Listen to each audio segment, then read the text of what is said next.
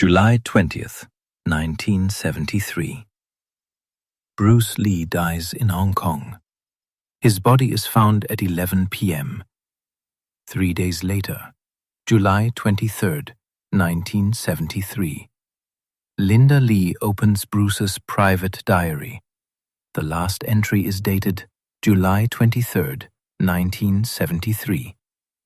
Today, 3 days after his death, in Bruce's handwriting, the entry reads, "I know what happened now.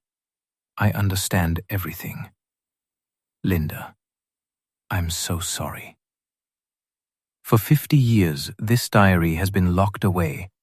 Nobody knew it existed, until Shannon Lee found it in 2023, and what she read destroyed everything she believed about her father's death. Let me tell you about the diary entry that shouldn't exist. July 20th, 1973, 11 p.m. Bruce Lee is found unresponsive in Betty Ting Pei's apartment. Rushed to hospital. Pronounced dead. Cerebral edema. Linda is devastated. Returns home alone. The house feels empty. Everything reminds her of Bruce. She can't sleep. Wanders the house. Bruce's study.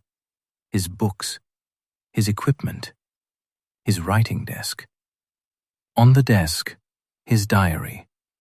Brown leather, well worn. Bruce wrote in it every day. Linda picks it up. Wants to feel close to him. Opens to the last entry.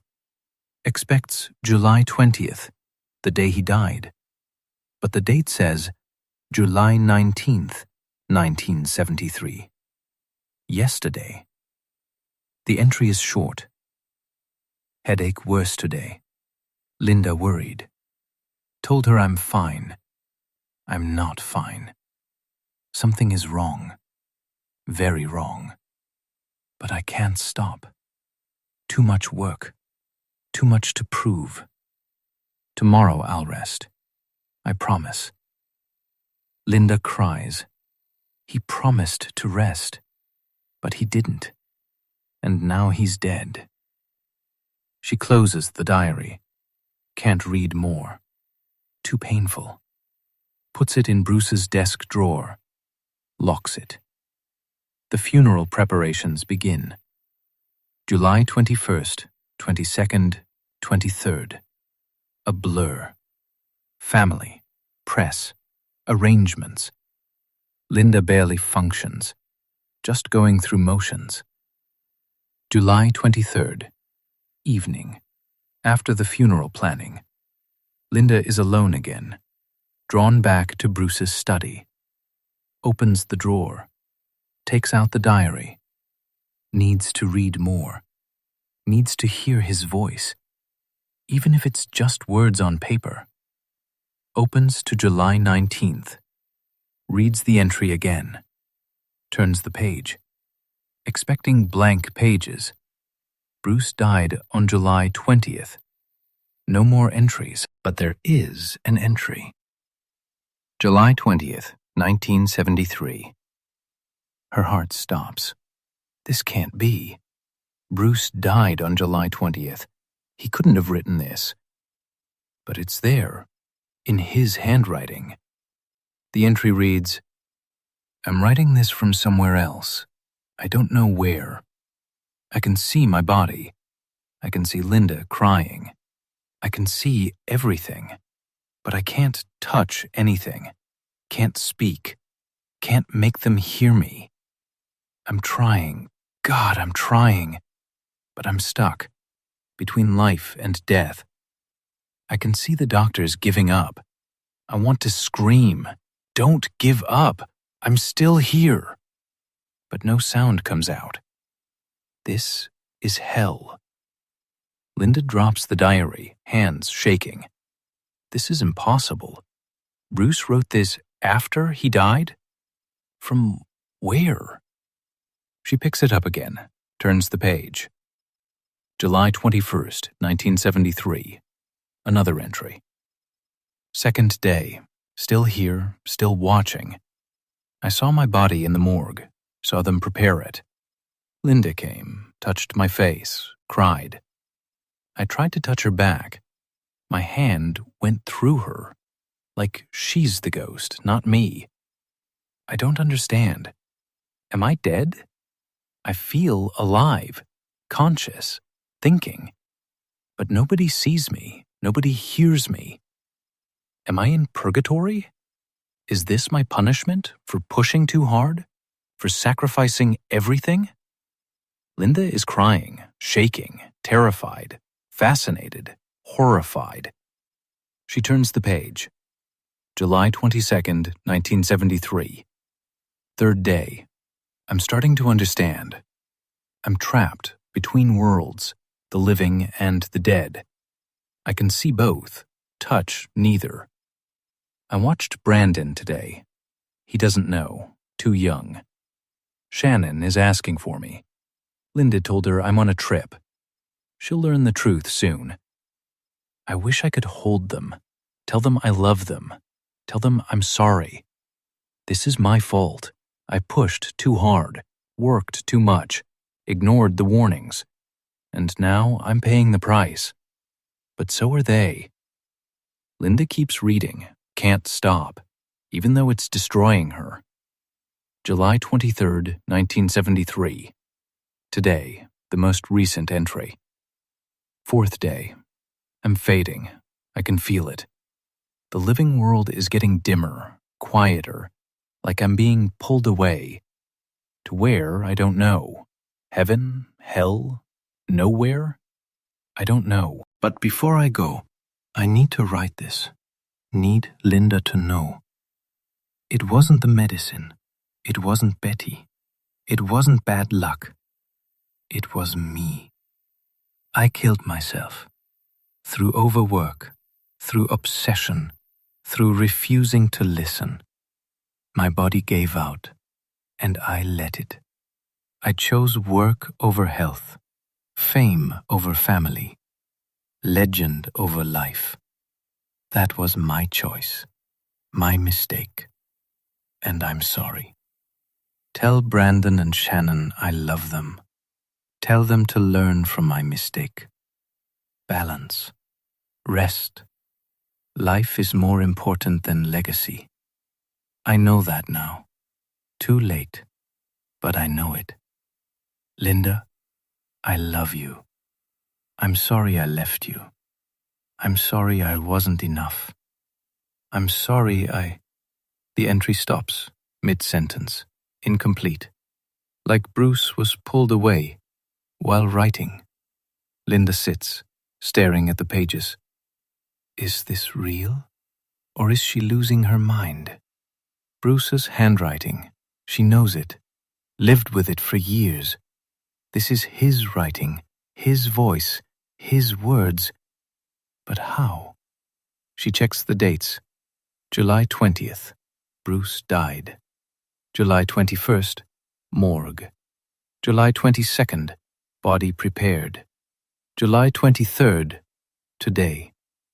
The entries match reality, events that happened, that Linda witnessed. How could Bruce know? Unless he was there, watching, writing from the other side. Linda tells nobody, not family, not friends, not press. Too crazy, too impossible. They'd think she's insane, grieving hallucination. But she can't stop thinking about it. The entries, Bruce's words, from beyond death. She reads them again and again, looking for meaning, looking for answers. July 20th entry. Bruce describes seeing the doctors, giving up. Linda remembers. She was there, in the hospital room, watching them try, watching them fail, watching them stop. Declare time of death, 11:30 p.m. Bruce's entry says he saw this, from outside his body, watching, unable to intervene. Linda shivers. Was he really there? Conscious? Aware? Trapped? July 21st entry. Bruce mentions the morgue. Saw them prepare it. Linda went to the morgue, July 21st, morning. Identified the body. Watched them clean him. Prepare him. She was alone. Nobody else there. Just her and Bruce's body. But according to the diary, Bruce was there too, his spirit, watching her, watching them handle his body. The entry says, Linda touched my face. She did. She touched his cold face, tried to memorize every feature, knowing this was the last time.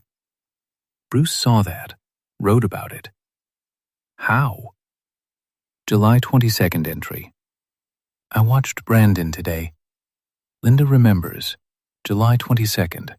Brandon came downstairs, 8 years old, asked, Where's Daddy?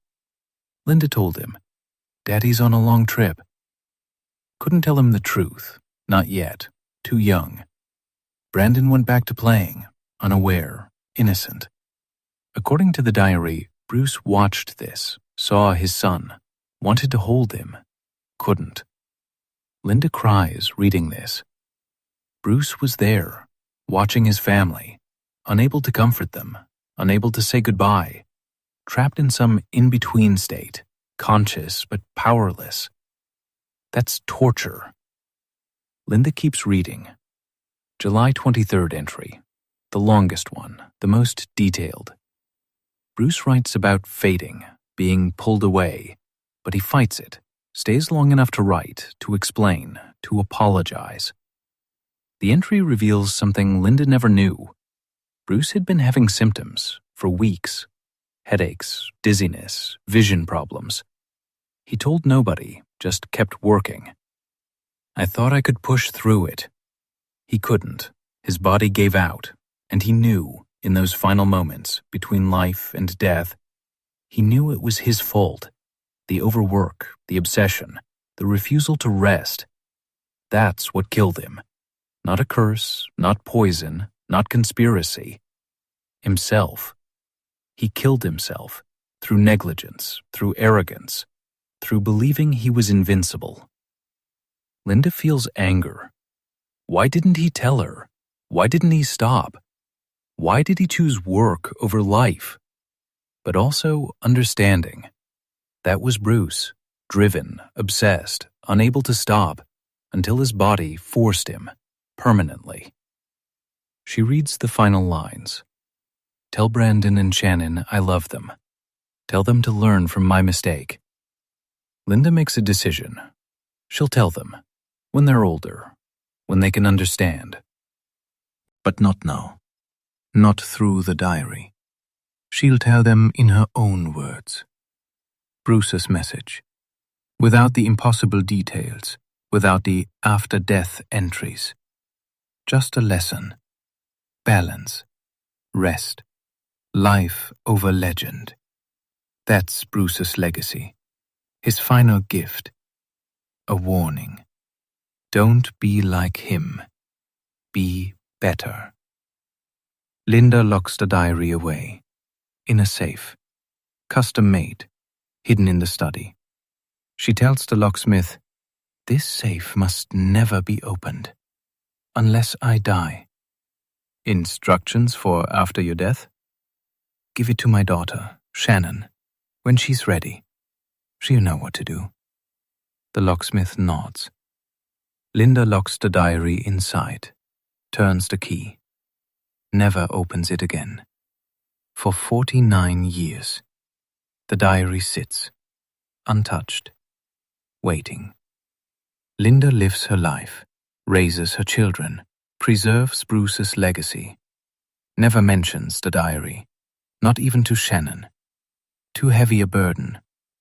Shannon will find it, when Linda is gone, when she's ready. That's enough. 2022. Linda dies, age 77. Peaceful, in her sleep. Shannon inherits everything. The house, the possessions, the legacy. And the safe. Shannon finds it, in Bruce's old study. never noticed before, hidden behind a bookshelf. She pulls it out. Heavy, locked. No key visible. She calls a locksmith. "Can you open this?" The locksmith examines it. "Old safe, custom job. I can crack it, but it'll take time." "Do it." 3 hours later. Click. The safe opens.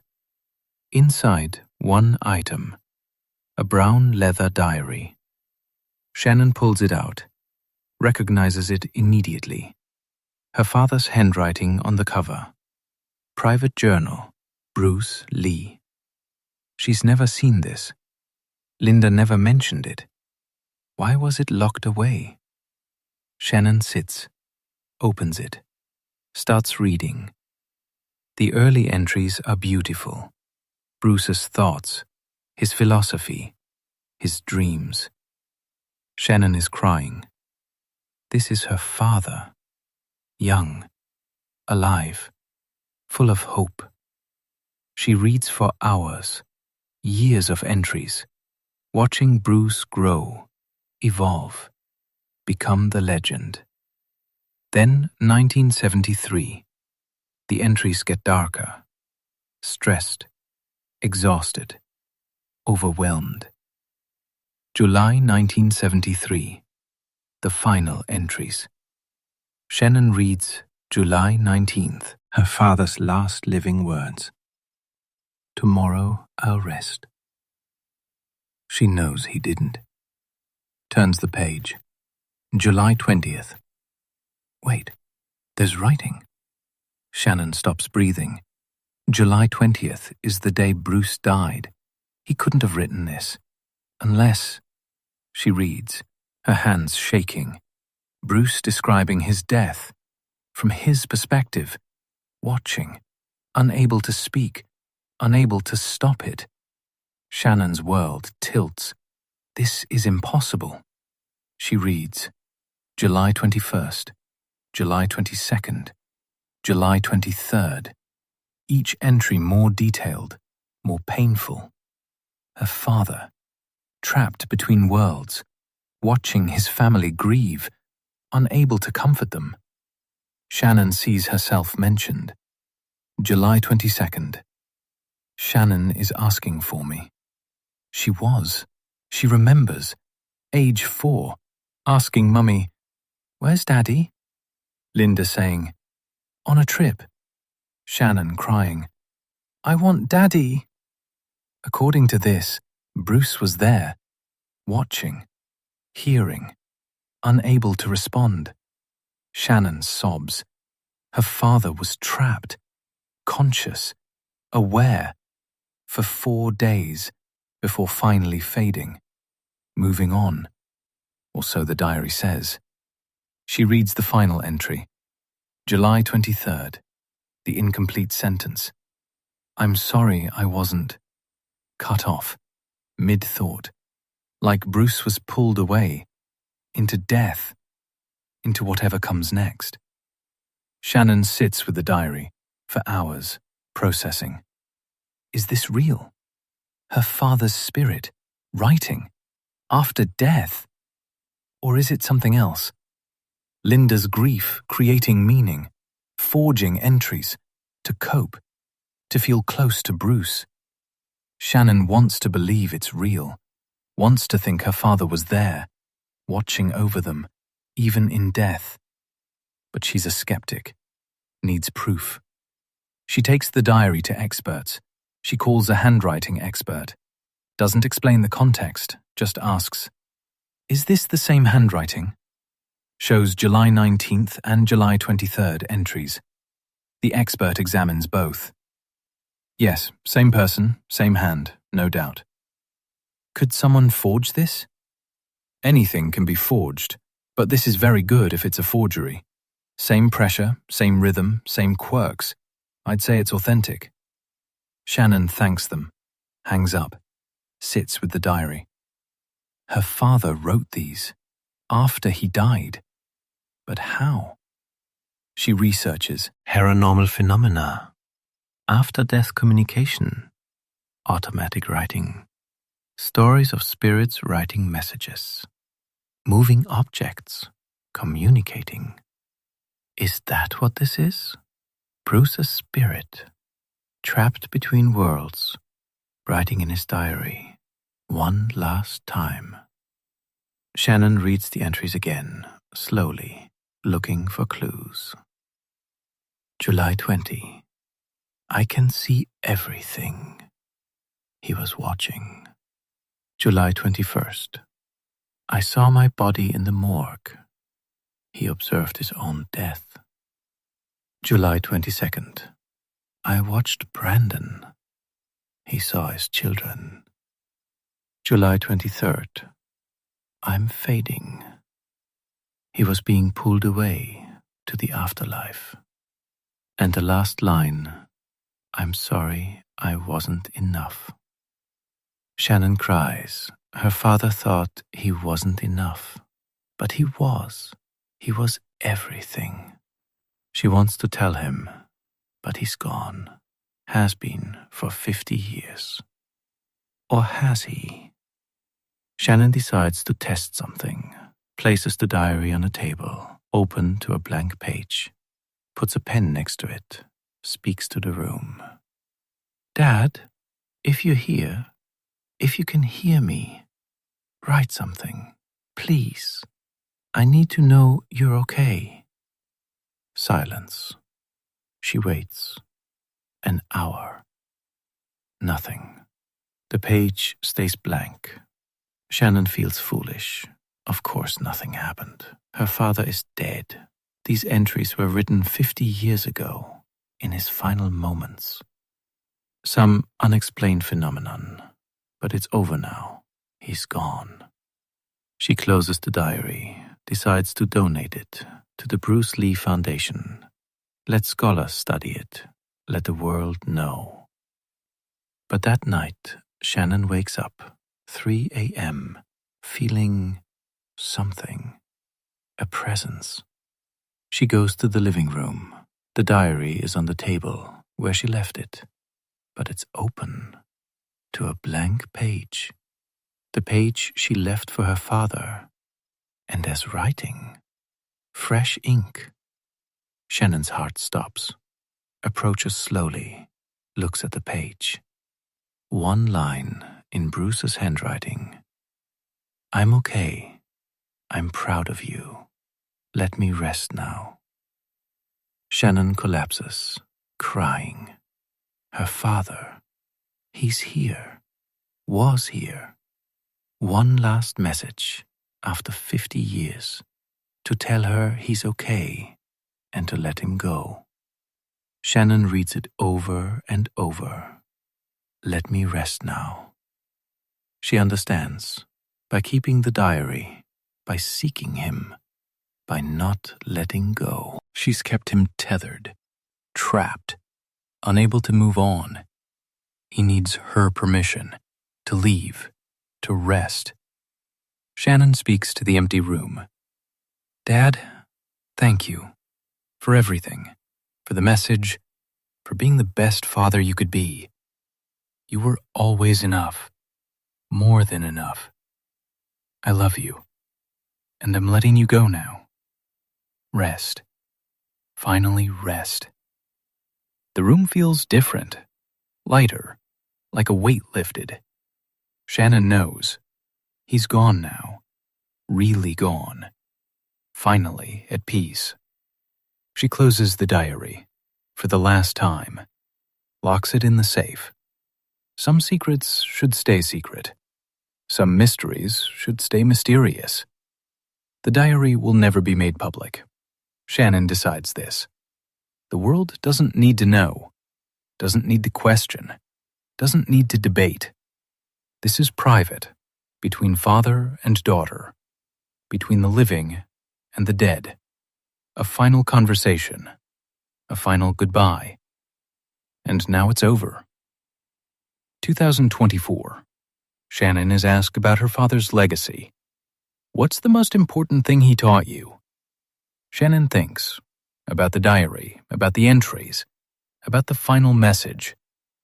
He taught me that even legends are human, even heroes are fragile, even the strong need rest, and that love transcends death. He's gone, but he's not gone. He's in everything he created, everyone he inspired, every life he changed. That's immortality. Not fame, not legend. Impact. The interviewer doesn't know about the diary, about the entries, about the impossible communication. Nobody knows, except Shannon. And now you. The diary remains locked in Shannon's safe, with 6 entries that shouldn't exist. July 19th, written while alive. July 20th, 21st, 22nd, 23rd, written while dead. And one more, undated, from 2023. I'm okay. I'm proud of you. Let me rest now. 3 impossible entries. Proof that death isn't the end, that consciousness continues, that love survives. Or proof that grief does strange things, that the mind creates what it needs, that the impossible becomes possible when we need it to be. You decide. Shannon has. For her, it doesn't matter if it's real or not. What matters is the message. Her father loved her, was proud of her, and is at rest, finally, after 50 years. That's enough. That's everything.